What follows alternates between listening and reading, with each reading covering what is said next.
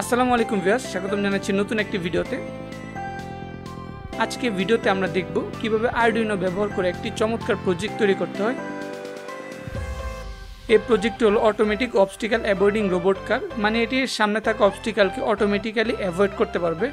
তো চলুন আমরা এই প্রজেক্টটি তৈরি করা শুরু করে দিই। এই পর্যায়ে আমরা জেনে নিব আমাদের সহযোগী প্রতিষ্ঠান রেডিও গিয়ার বিডি সম্পর্কে। রেডিও গিয়ার বিডিতে আপনারা যে কোনো ধরনের ইলেকট্রনিক্স, রোবোটিক্স এবং ইঞ্জিনিয়ারিং প্রজেক্ট তৈরির সকল কম্পোনেন্ট পেয়ে যাবেন সুলভ মূল্যে। রয়েছে সারা বাংলাদেশ জুড়ে দ্রুত সময় ক্যাশ অন ডেলিভারির সুব্যবস্থা। আপনারা অর্ডার করতে পারবেন রেডিও গিয়ার বিডির অফিসিয়াল ওয়েবসাইট এবং ফেসবুক পেজের মাধ্যমে। রেডিও গিয়ার বিডি সম্পর্কে বিস্তারিত তথ্য এই ভিডিওর নিচে ডিসক্রিপশনে দেওয়া থাকবে।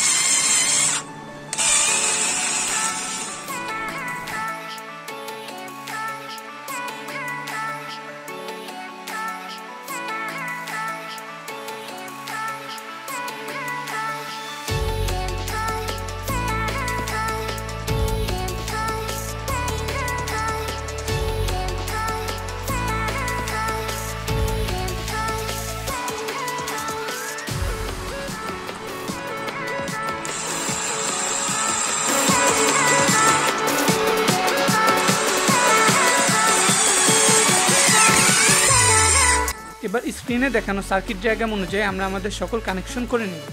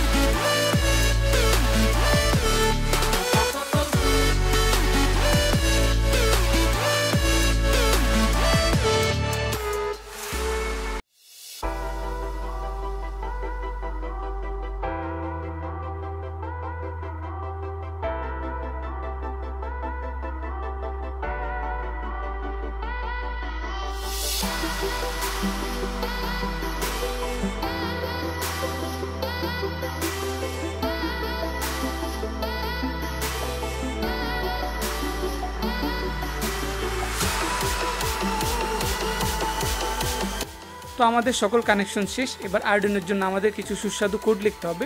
এই কোডের লিঙ্ক আপনারা ভিডিওর নিচে ডিসক্রিপশনে পেয়ে যাবেন।